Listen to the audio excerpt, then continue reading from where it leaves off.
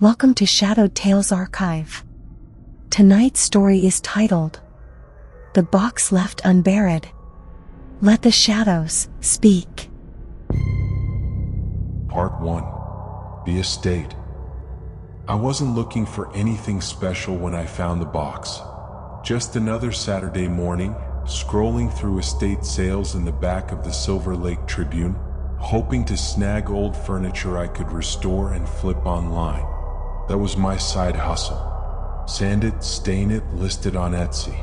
Easy. The ad was plain. Estate sale, furniture, antiques, miscellaneous, contents. No early birds. Address Highland Park. Time 9 a.m. to 2 p.m. Highland Park was mostly gentrified now, but this house stuck out like a sore tooth. It was sagging at the corners, the porch half collapsed, with vines strangling its eaves. A paper sign taped to the gate read, "All sales final. Respect the property." Inside it smelled like mothballs and burnt coffee. The kind of place grief still clung to. No music, no chatter. Just the creak of footsteps and the occasional murmur of, "How much for this?" That's when I saw it. In the back room, past the worn-out books and glass dolls. A small wooden cabinet, maybe the size of a toaster oven. It had ornate iron hinges, a matte black finish, and a small etched symbol on the front. Looked like Hebrew, but I wasn't sure. Something about it made my palms itch. A woman in her late 40s, thin and pale like she'd been drained of color, hovered nearby. She didn't look like a seller. More like someone stuck in mourning. "You looking at the box?" she asked, voice flat. "Yeah. What is it?" "A jewelry case." "No," she said too quickly. Then after a pause, It belonged to my aunt. She said it wasn't to be opened." I chuckled. "Okay, why sell it then?" She stared at me with bloodshot eyes. "Because I'm done with it. And I won't take it back if you change your mind. No refunds. No questions. $30. Something in me paused, but 30 was cheap. I nodded. "All right. Deal." Her hands shook when she took my cash. She didn't wrap it, just handed it off like it was burning her. I brought it home that afternoon and set it on my kitchen counter. My girlfriend Mia raised an eyebrow when she saw it. "That's gothic," she muttered. "Where'd you get it?" "Estate sale. Old Jewish woman died. Apparently told her niece never to open it." Mia frowned.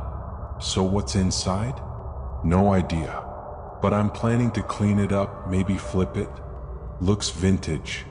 She walked around it slowly. "It smells like flowers. Kinda like jasmine." I leaned in. I smelled nothing. That night, Mia had the first dream. She woke up gasping, clutching at her chest like she'd been drowning. I turned on the lamp. "Mia?" Her eyes were wide. "There was a woman," she whispered. Her face was all wrong, like it had too many wrinkles. And her mouth, it was open, but the teeth weren't human. She was crouching at the foot of the bed, just watching. I laughed nervously. "Jesus, what did you eat before bed?" She didn't laugh back. "I'm serious, Nate. I've never seen anything like that." She whispered something. It sounded like Yiddish, or Hebrew maybe. We didn't sleep much after that. The next day I noticed something odd. The box had moved. Not far, just a few inches to the right. I figured maybe I bumped it while grabbing my keys. But it happened again the next morning. Always a little closer to the edge of the table. Always slightly turned. Mia refused to touch it. She started sleeping on the couch. By the third day I had to know. I took out my pocket knife, popped the latch, and cracked it open. Inside were 6 items. A bundle of dark hair tied with string. A faded photo of a child with half the face scratched out. 2 coins. Foreign. A tiny ceramic jar sealed with wax. A dried flower, pale blue brittle. And a slip of paper with more Hebrew writing. I didn't touch the contents, just stared. The box was cold inside, colder than the room. That night I had the dream. Part 2. The Language of Shadows. I woke up gasping for air, heart pounding like a war drum in my chest. My throat was raw, like I'd been screaming in my sleep. The sheets were tangled, soaked with sweat, and Mia was nowhere in the bed. I turned on the lamp. It was 3:42 a.m. The air smelled wrong. Sweet like perfume, but cloying thick. It wasn't jasmine anymore. Something darker, almost rotten.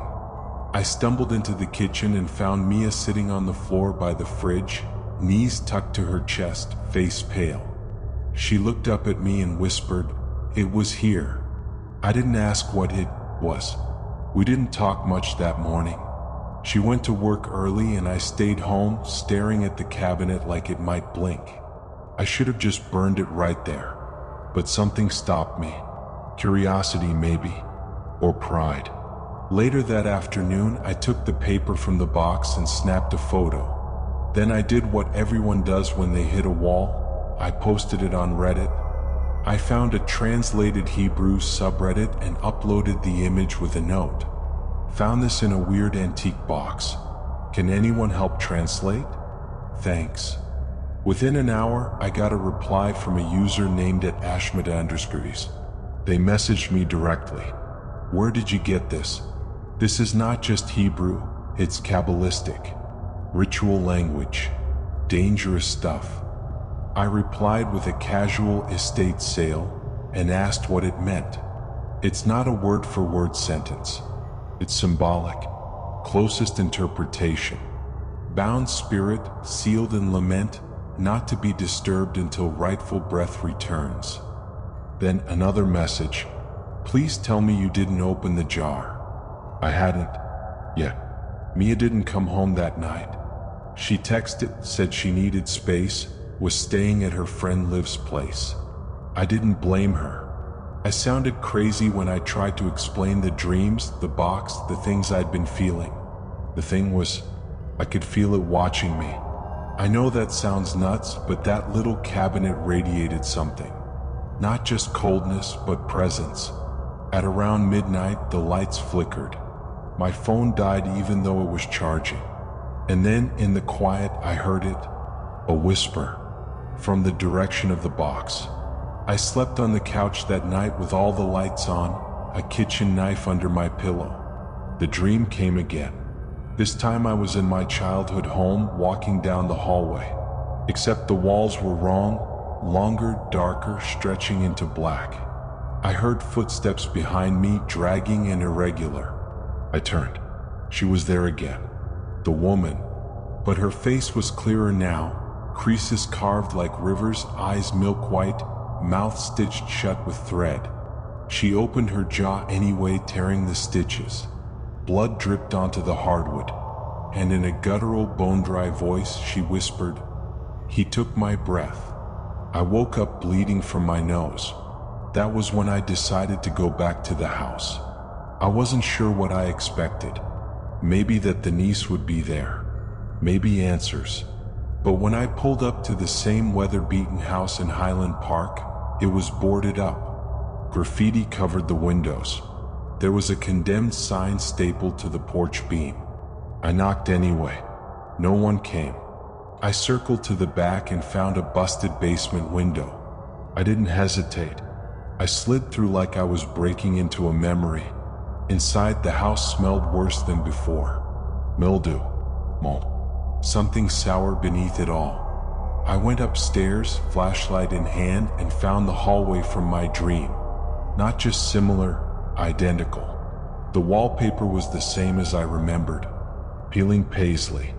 The crooked chandelier. The long stretch of floorboards leading to a door at the end. It wasn't déjà vu. It was a map. The last room at the end of the hallway had old boxes stacked chest high and cobwebs thick like netting. In one corner, I found a tattered photo album. Every photo was of the same woman. Dark eyes, rigid posture. 1930s or 40s, judging by the clothes. In the back sleeve was a letter written in faded ink. If I am gone, bury the box. Do not open it. Do not return it. It is not mine to pass. The breath inside is not hers. I tried to contain it. I failed. Ida Abramovich. Ida. I finally had her name. I brought the photo album back with me. That night, I tried to look up anything I could about her. Immigration records, Holocaust registries, Jewish burial customs. It took hours, but I found a 1947 entry. Ida Abramovich, born in Warsaw, Poland, survivor of Dachau, immigrated to the US in 1946. No known spouse, no children. One niece listed, Rachel Feldman. I felt sick reading that, because the woman who sold me the box never gave me her name. But I remembered her saying, it wasn't mine to keep. The next morning, Mia called me. Her voice was trembling. Nate, I didn't want to scare you, but I think I'm being followed. What do you mean? I keep seeing someone, this old woman, outside my window. She just stands there, doesn't move. Last night, Liv saw her too. She screamed and called the cops, but by the time they came, no one was there. Then silence. Mia whispered she had something in her hand. It looked like a jar. I drove straight to Liv's apartment. Mia wouldn't come back to my place, so I packed up a bag, grabbed the cabinet, wrapped in 3 layers of towels, and shoved it into the trunk of my car. I didn't want it in my house anymore. I didn't want it anywhere. But something had changed. The cabinet wasn't just cold now, it was warm, slightly, like a body. That night, Liv had the dream too. She didn't even know about it. I hadn't told her, but she described the hallway, the dragging footsteps, the woman with the ruined mouth. She said my name, Liv whispered, clutching a cup of tea with trembling hands. Like she knew me, like she'd been waiting.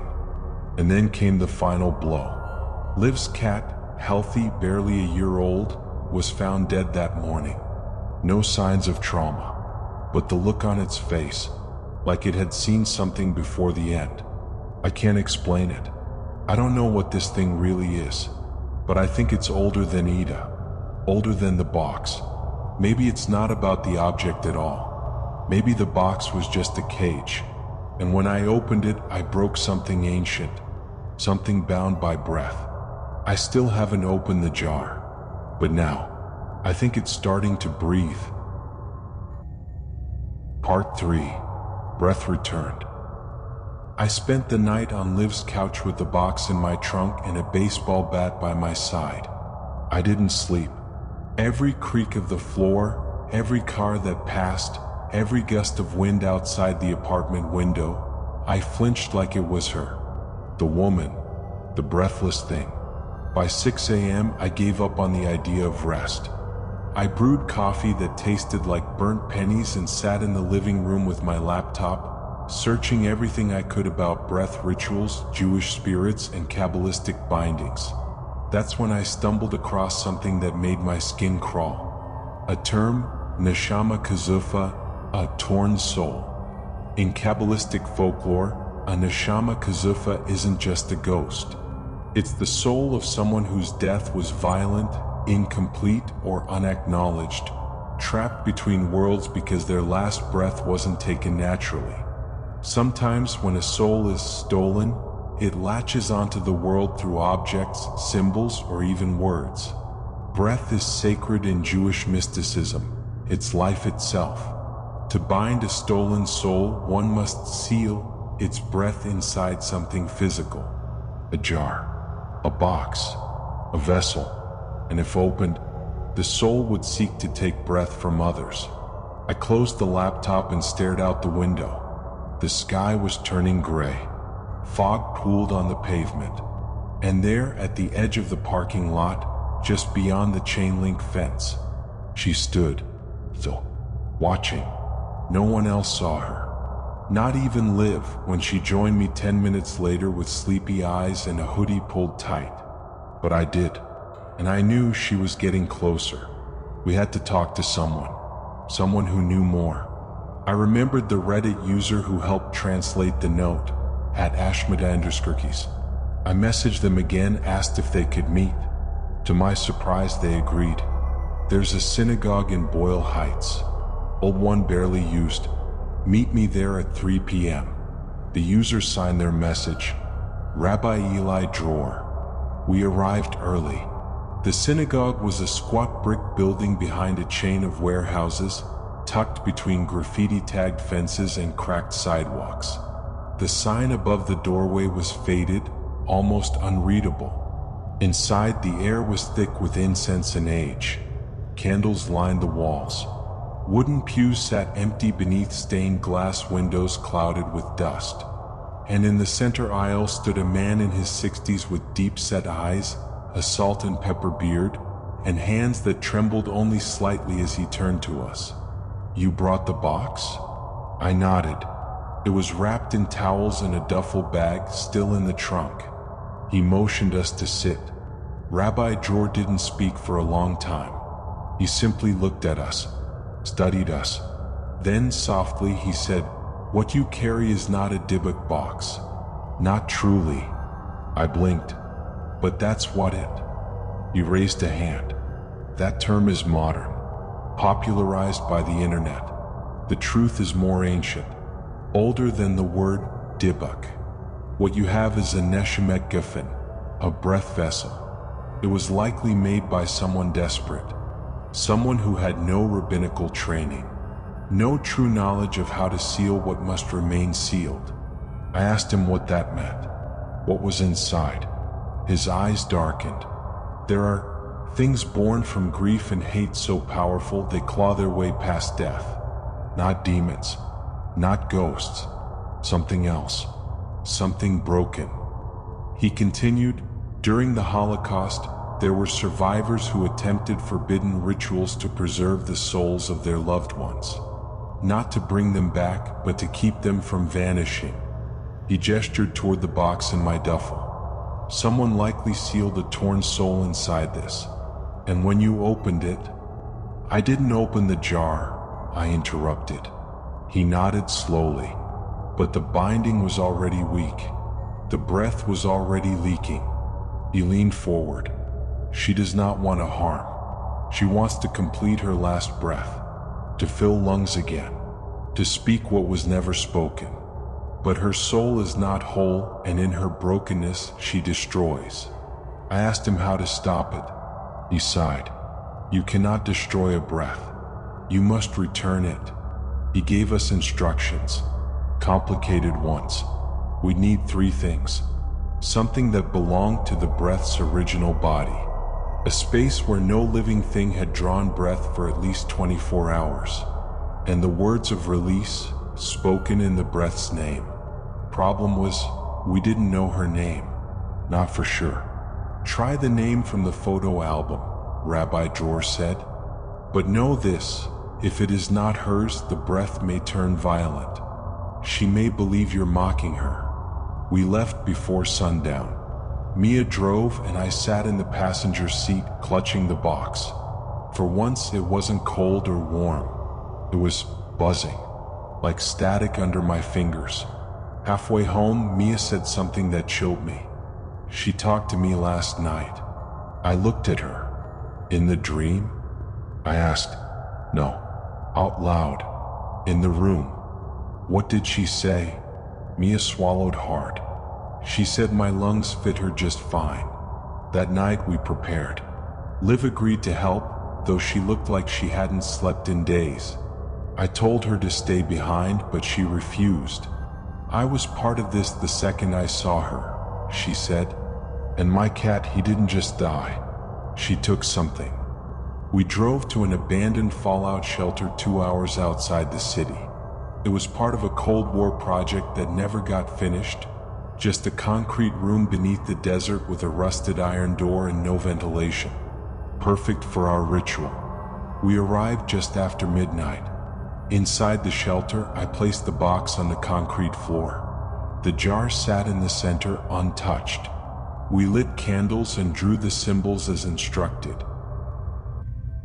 I held the photo album.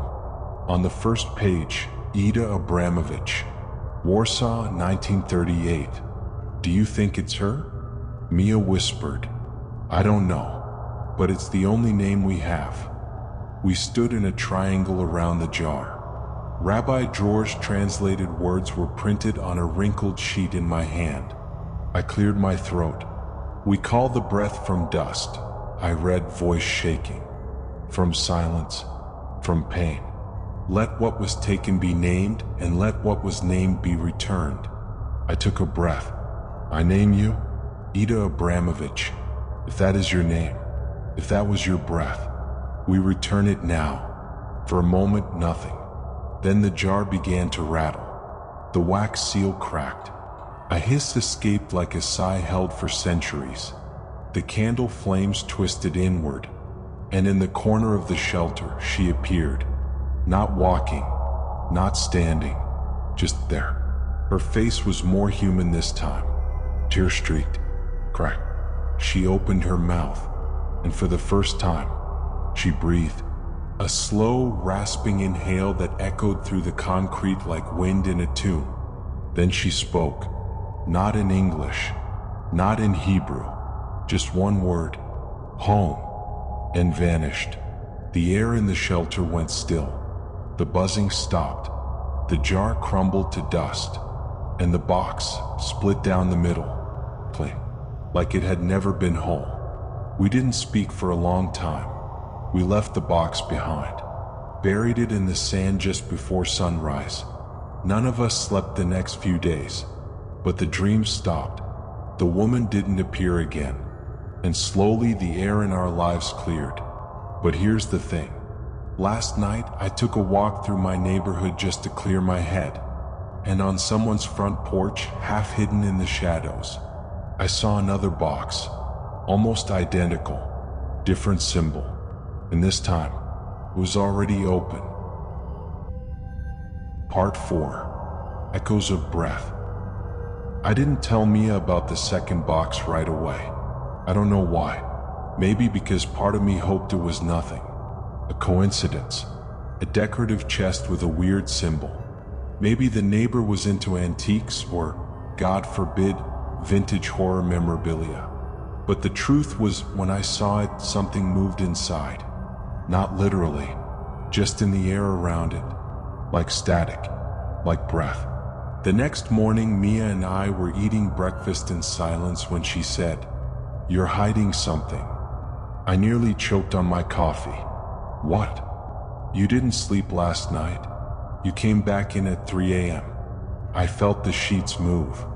I stared at her. She didn't look angry, just tired. Deep tired. Soul tired.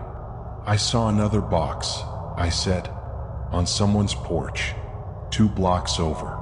Looked like the same kind. Different symbol though. She set her fork down. Are you going back? I didn't answer. Not with words. But she knew. That afternoon, I drove back to the house. It was an old Victorian with ivy crawling up the walls and plastic Halloween skeletons still dangling from the porch beams. 2 weeks too late. The box sat on a table beside the door. No note. No explanation. And it was definitely not the same one I had. This one was taller. Darker. Its symbol wasn't Hebrew. At least not anything I recognized. A series of overlapping circles burned into the lid. It looked like someone had tried to erase it once. Sandpaper maybe. But the mark was still there. I didn't touch it. Instead, I rang the bell. A teenage girl answered. Hair dyed purple, nose ring, 1 AirPod still in. Yeah. Hey, sorry, I said. Weird question. That box on your porch, do you know where it came from? She turned and looked. Oh, that. No clue. My mom found it in the attic. Said it looked cool. My little brother keeps putting Hot Wheels in it. That made my stomach turn. Did she open it? She shrugged.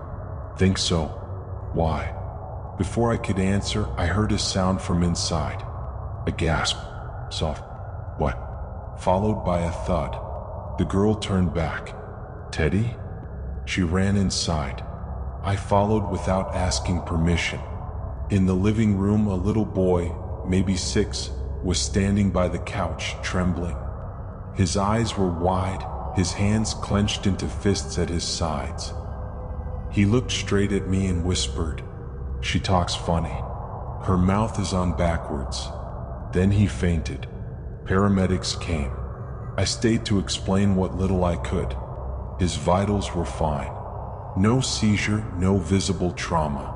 The EMT asked if he'd eaten anything weird. The mom said no. The purple-haired girl said he'd just been playing with the dumb old box again. I left my contact info, told them to call if anything else happened, and I left, but not before I took the box. I brought it back to the apartment and set it in the bathtub, just in case. Mia was furious when she found out. "You said it was over. We buried it. We said the words. I didn't open this one." "I don't care," she snapped. "You're dragging this into us again. Into me. Do you get that?" She stormed into the bedroom and slammed the door. I didn't follow. That night, I slept on the floor in the living room, and I dreamed again. Not of the hallway this time. Not of the stitched woman. This time it was a dark room. No walls. No floor. Just an endless space filled with ragged breathing. Dozens of voices inhaling and exhaling in uneven, broken rhythms. And a single massive mouth in the sky above me, lips cracked and bleeding, whispering. We were never alone. When I woke, the box was open. Not the lid. The base. Like it had split downward. Inside were 3 items. A strip of cloth with what looked like burn marks. A coin melted to the point of being unrecognizable. A tooth, too long to be human, too white to be old. And on the inside of the lid, scratched in jagged lines. "You took 1. You must return 3. I didn't understand it at first. What did it mean, return 3? Who were we? I called Rabbi Dror that morning. He picked up after the 3rd ring. "I found another box," I told him. He didn't sound surprised, just tired. "They're not singular," he said. "These vessels, they were made during a terrible time. Or fear. There are rumors that a group of survivors experimented." With what? With breath. He told me a story, low and slow, like he was confessing something ancient. There was a belief among certain mystics that breath could be harvested. Not just stolen, but redistributed. A dying breath could be caught and kept, like a flame from a candle. But doing so required sacrifice, balance. I thought of the note inside the lid. "Return 3. He exhaled. Every vessel that held 1 breath would require 3 to close it. 3 lives. 3 exhalations. My stomach dropped. "And if I don't?" "You've already begun," he said. The next day, Liv called me. Her voice shook. "I'm seeing them." "Seeing who?" "Not her. Not the old woman. Others, they're blurry, like they're stuck in fog. But I see mouths. Teeth." "Where?" She whispered. "In mirrors. Behind me." I rushed to her place. When I got there, the mirrors in her apartment were all covered. Bed sheets, jackets, towels, anything she could grab. She was curled in the corner, holding her phone like a weapon. "I think it's not just you," she said. "Whatever you released, it's spreading." We talked for hours, piecing together every weird coincidence, every bad dream, every smell or shadow that had followed any of us since I brought the first box home. There was a pattern. The more people I told, the more it seemed to leak, like breath expanding, filling lungs that didn't ask for it. That night, I drove out to a desert stretch near Lancaster. I took both boxes with me, buried them side by side in a hole 5 feet deep. I didn't say a prayer. I didn't light a candle. I just held my breath as I shoveled the last pile of dirt on top of them. Then I left. It's been quiet for 2 weeks. No dreams, no whispers, no new boxes. Mia and I are speaking again carefully. Liv went on a vacation to Oregon and says the air feels less heavy up there. Even I've started to believe maybe, just maybe, it's done. Until today. I checked my mailbox this morning. Inside was a small envelope with no return address. No note, just a key, old rusted, with 3 concentric circles carved into its head, and the faintest scent of something familiar. Not jasmine, not urine, just breath. Part 5. The Thief of Breath. The key was heavier than it looked. Its teeth were chipped, the metal pitted with rust, but I couldn't stop turning it in my fingers. I knew, somewhere in my gut, that it wasn't for a door. Not really. It was for another box, and it was calling me. I didn't tell Mia right away. She just started smiling again. I wasn't about to rip that away with more talk of breath rituals and cursed objects. Instead, I texted Liv. Got something weird in the mail. Meet? She replied 5 minutes later. Already outside. We met at a diner near Pasadena, neutral ground. She wore sunglasses even though it was overcast and sat facing the door like she was expecting something to walk in behind me. I slid the key across the table. She didn't touch it. Where did it come from? My mailbox. No note. No box. Just that. She stared at it, and then, barely above a whisper, said, "That symbol, 3 circles? It's old. Pre-Talmudic. I've seen it in a museum once on a scroll fragment. What does it mean?" Liv didn't blink. It means unfinished breath. I felt like the world tilted a little. You think this is from one of the boxes? She shook her head. I think it leads to where they were made. That night after Mia went to bed, I dug into every academic archive I could access. Kabbalistic documents, Holocaust artifacts, black market folklore records. Eventually, I stumbled on a scanned article from a 1993 Journal of Jewish Mysticism Studies. It detailed a rumor, unconfirmed, unverified, of a shadow cell operating inside a concentration camp in Poland during 1944. Survivors whispered about an isolated group of mystics, known only by their sigil, 3 concentric circles. Their goal was not survival. It was containment. The group, called Halakashim, the Whisperers, believed that certain deaths during the war had ruptured the natural cycle of life and death. That so many souls, violently torn from breath, were trying to return.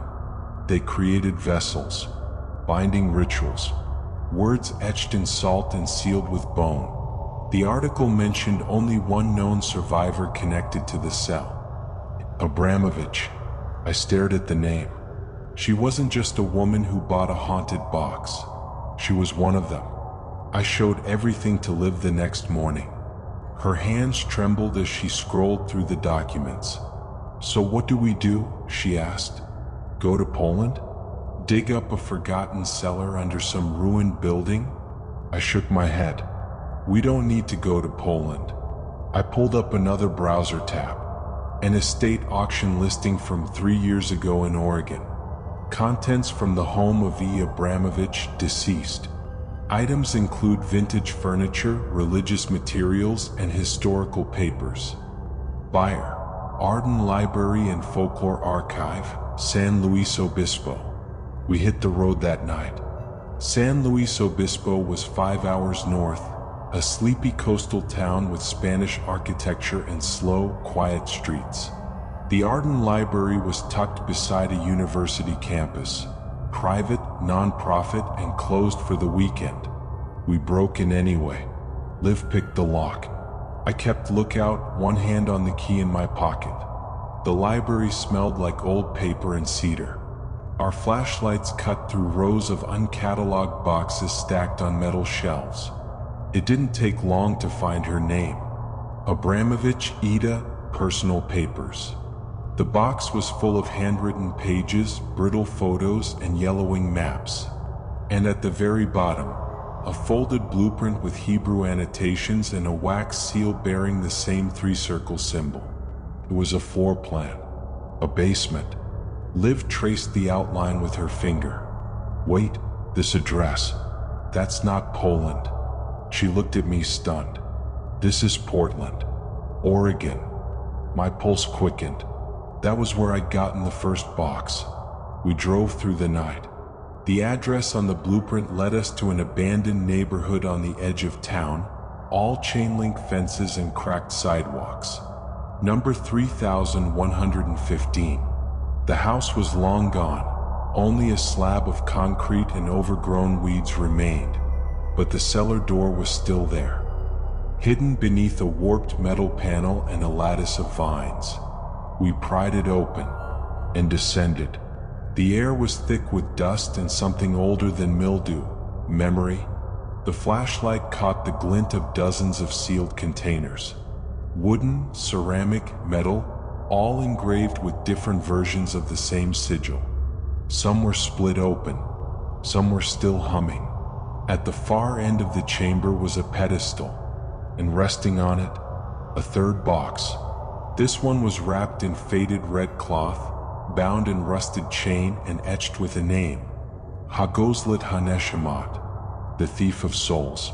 I took a step forward, and felt something shift behind my ribs, like something inside me had inhaled. Liv reached out. Wait. But it was too late. My fingers closed around the lid. I didn't open it, but I heard it. A chorus of exhalations. Hundreds of voices, all whispering at once, desperate, dry, choked. And in that noise, I heard a sentence repeated again and again. One took. 3 must return. 3 took. All must return. I dropped the box, and something inside me shuddered. We fled, locked the cellar, called the authorities anonymously, and claimed we'd found dangerous material from the war. I thought that would be the end of it, but the voices followed me home. Now every time I breathe I feel it, like I'm sharing air with something else. Not Mia, not Liv, something older, hungrier. Every time I inhale, it inhales with me, and every time I exhale, it waits. I don't know how many boxes are left, but I know this: the original ritual wasn't just about trapping spirits. It was about dispersing them. 1 breath per box, 1 box per host, and they weren't meant to stay buried. They were meant to travel. The key I got? It's not to unlock another box. It's to lock me, because I think I've become one now, a vessel, and sooner or later, someone will open me. Part 6. Vessel. It started with small things. I'd be walking down the hall and feel a gust of cold air from behind, even with the windows shut. I'd hear a wheeze, not from Mia, not from me, but from somewhere between us. And once I caught my reflection in the mirror doing something my face wasn't. That was when I knew it wasn't just about the boxes anymore. Something had followed me home. No, something had come home with me. I didn't tell Mia right away. After everything, the boxes, the dreams, the rituals, she deserved peace. But peace doesn't last when your breath is shared. That night, as she slept beside me, I watched the rise and fall of her chest, and I realized my chest wasn't rising, but I wasn't suffocating. I was still alive, only the breath wasn't mine. The next day, Liv called. Her voice was shallow, like she'd been whispering for hours. You feel it too, right? I didn't answer. I can't sleep. I don't dream anymore. Just wake up with words I don't remember saying. My phone recorded me last night, 2 hours of me talking in a language I don't know. What did you say? She hesitated. Something about housing the debt, about transference, about keys made of breath. Then she whispered, "I think it's in us now." I drove to her place. We sat on her balcony, huddled in sweatshirts, sipping tea neither of us could taste.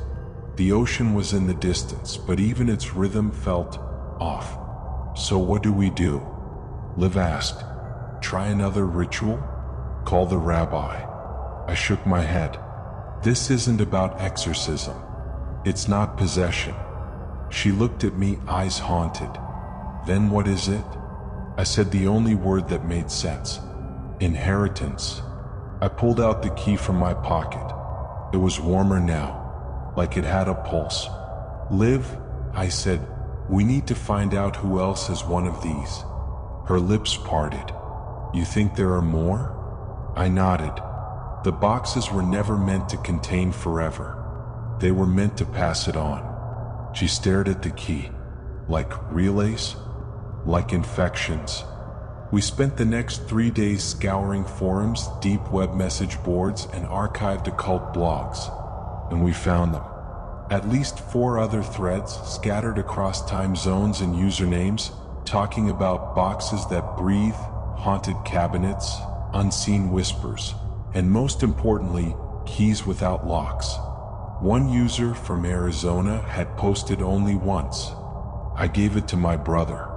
"He's in the hospital now," said the air tried to leave him. Another from Maine. I buried the key. It came back. And then one from New Mexico. Recent. "It's not the breath that kills. It's the holding. We were never meant to carry this much." I cracked. I leaked. "God help whoever opens me next." We reached out to all of them. Only one replied. A woman named Elsa from Gallup, New Mexico. She agreed to meet, said she didn't have much time left, and that she could show us something.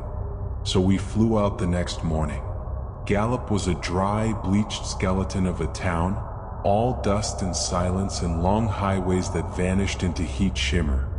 Elsa lived in a trailer parked behind a shuttered gas station. Her face was gaunt, her hands wrapped in cloth.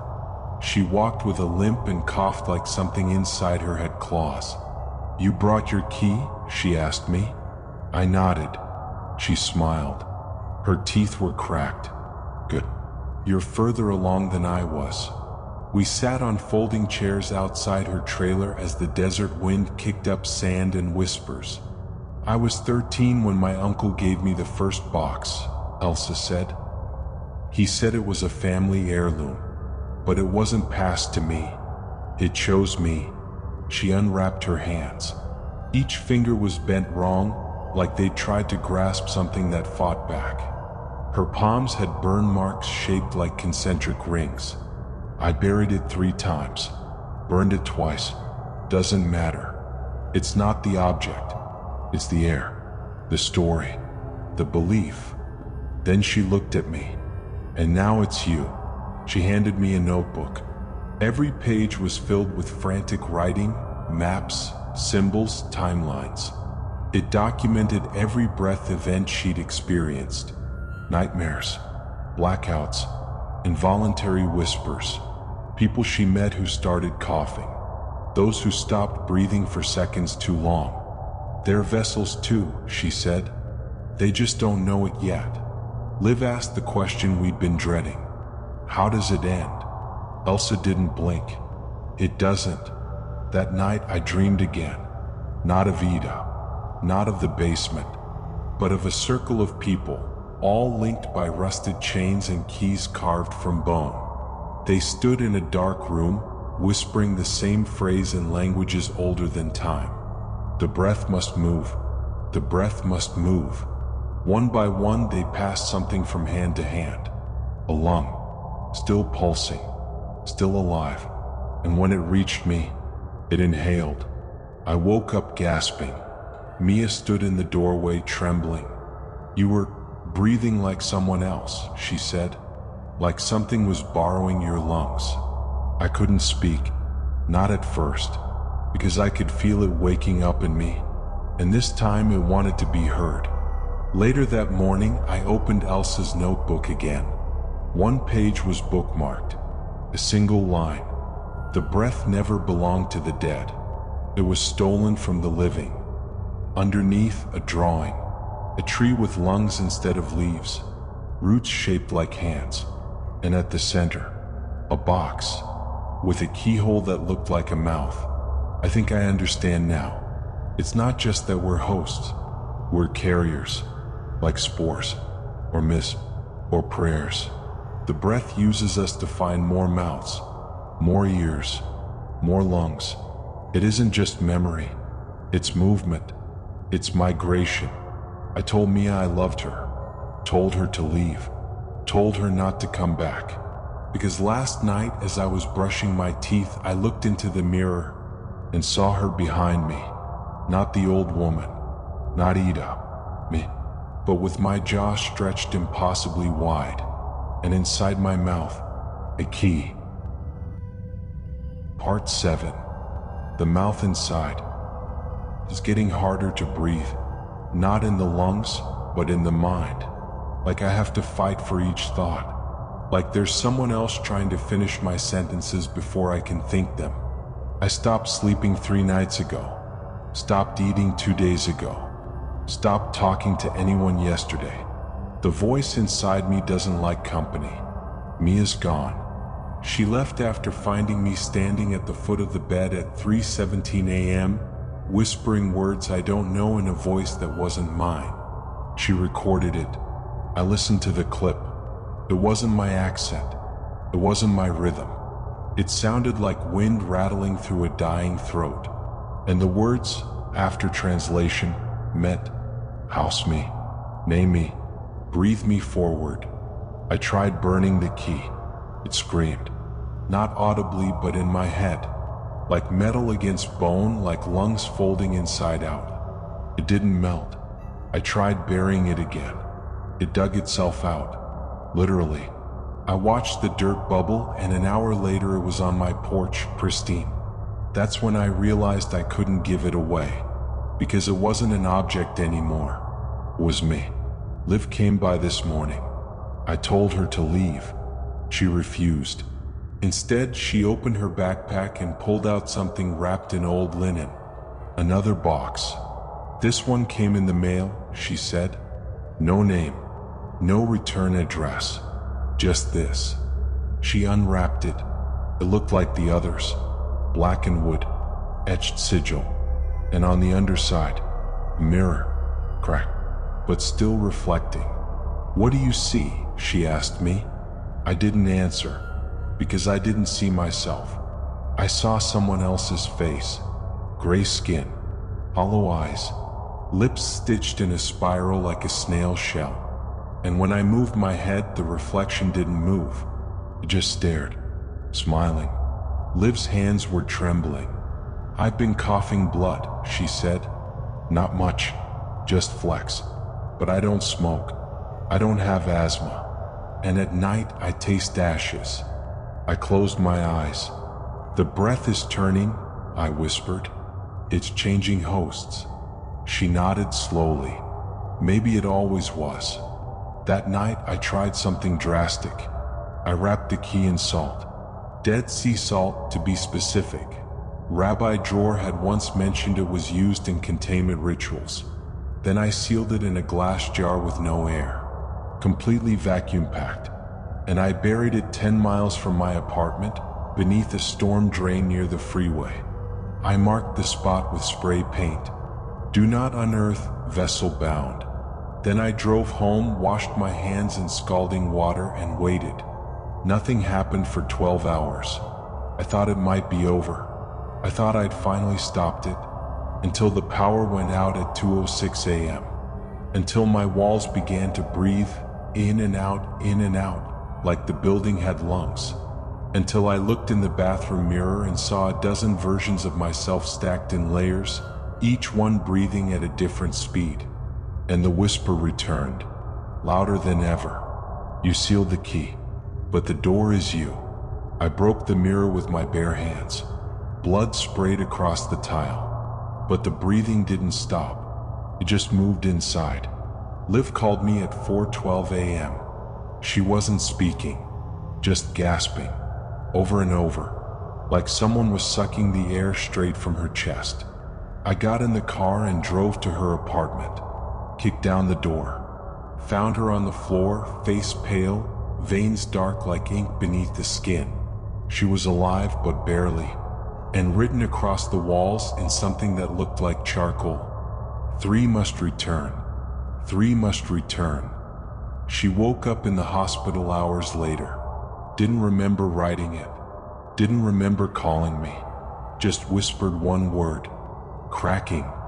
I drove straight to Boyle Heights, to the synagogue. Rabbi Dror was waiting for me. Somehow he knew.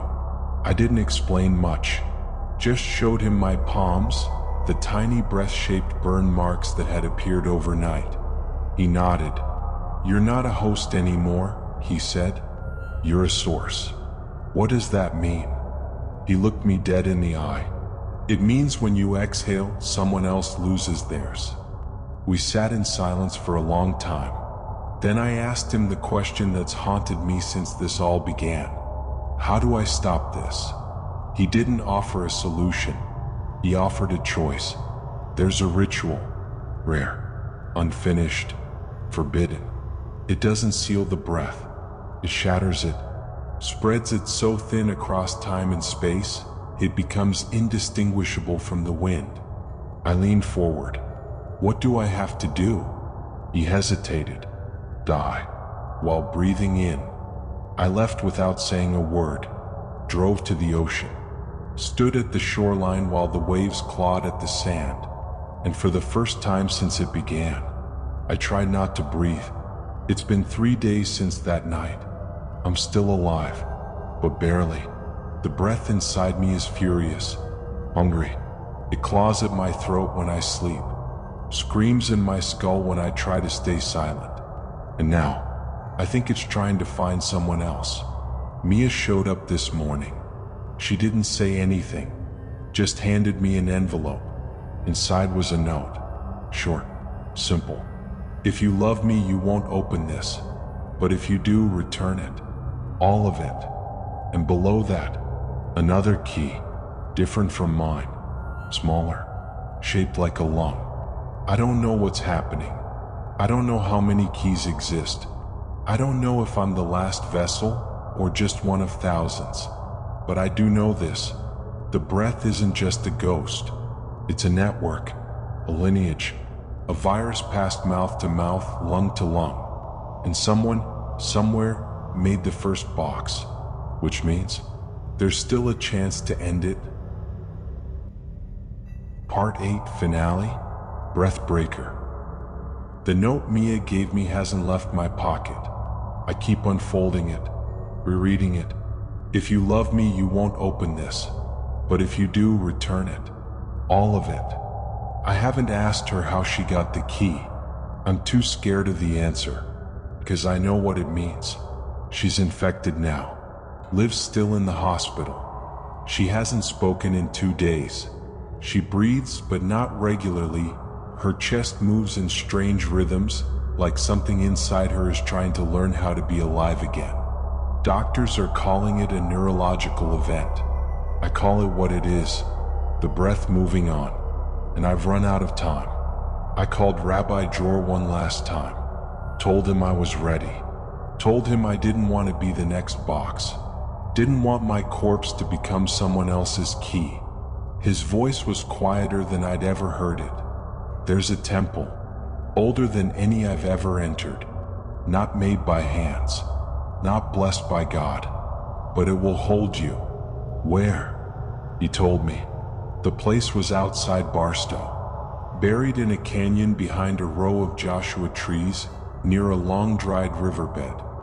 He called it the Breathbreaker's Hollow. It wasn't on any map, no GPS, no cell signal, no trail markers, just a crack in the earth wide enough to swallow one person, or bury one soul. I brought only 3 things: the key Mia gave me, Elsa's notebook, and a jar I found on my nightstand this morning that I didn't remember placing there. It was sealed in wax, and breathing. The descent took 20 minutes. The air grew colder the deeper I went, though I could still hear the desert wind moaning through the upper stones. The hollow wasn't natural. The walls were carved with circles, hundreds of them, some stacked like lungs, some spiraled like mouths. At the center stood a stone slab, like an altar. No blood, no bones, just the faint sound of breathing echoing from every surface. I stepped forward and placed the jar on the slab. My ears popped. I could feel the pressure changing. Then a voice, not in my head but around me, spoke without shape. "You carry what was never yours. Do you offer it back?" "Yes," I whispered. "Do you know its name?" I hesitated. "No," I said, "but I know its weight." "Then breathe it forward." I unsealed the jar. The wax cracked, air hissed, and the moment it opened, everything stopped. No wind, no heartbeat, no sound, just the breath, filling the room, filling me, filling us. I saw them, not ghosts, not people, carriers, thousands, maybe millions, standing in rows around the stone chamber, all with mouths open, all exhaling. And I understood. This wasn't a haunting. This was a system, a lineage of lungs. The first breath wasn't meant to be kept. It was meant to move, to pass from mouth to mouth, keeping something alive that couldn't survive on its own. But someone, somewhere, tried to trap it. That's when the sickness began. The boxes, the keys, the dreams, all just symptoms. I wasn't the cure. I was the conduit. I reached into my jacket pocket and pulled out Mia's key. It pulsed once in my palm, like a heartbeat. Then it cracked down the center. A thin hiss escaped like a last exhale. I dropped it on the slab beside the jar. Then I opened Elsa's notebook to the last page, blank, except for one word that had burned itself into the paper. Exhale. I took one deep breath, held it, then stepped back and let it go. The sound it made was like wind through the throat of the world. The circle on the wall lit up, each ring pulsing like a ripple. The air grew heavy. My chest burned, then released, and I knew it had left me. The next morning, I woke up on the canyon floor. The key was gone. The jar was gone. The breath was gone. I walked 6 miles to the nearest gas station, bought water, checked my pulse, alive, empty, free. I visited Liv a week later. She was sitting up in bed eating toast. First time she'd eaten solid food in 5 days. She looked at me with tired eyes. "Is it over?" I nodded. "For us." That night Mia came home. She didn't say a word, just lay down beside me, closed her eyes, and breathed. Normal, human, unaffected. But I still dream. Not of boxes, not of keys, but of breath. A library of it, stored in jars the size of planets, filed under names I've never heard. And sometimes at the edge of the dream, I see a door, not wooden, not locked, just slightly open, and behind it, something waiting to inhale.